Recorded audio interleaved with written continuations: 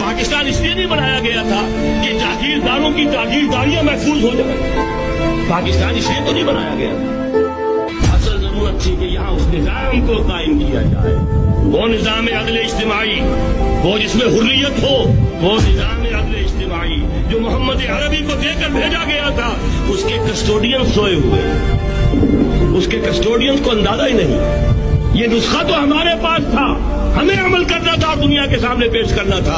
پاکستان بنایا اس لیے گیا تھا کہ ہم اس کا ایک نمونہ دنیا کے سامنے پیش کریں گے. قائد اعظم نے فرمایا تھا کہ ہم یہ چاہتے ہیں کہ پاکستان کی صورت میں عہد حاضر میں اسلام کے اصول حریت و اخوت و مساوات کا ایک نمونہ قائم کر کے دکھائیں.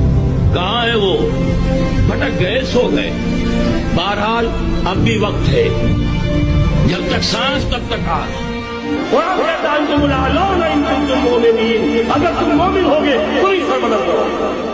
ہم تو سربلند نہیں ہیں, لیکن اسلام کا بول بالا اسی خطے سے ہو.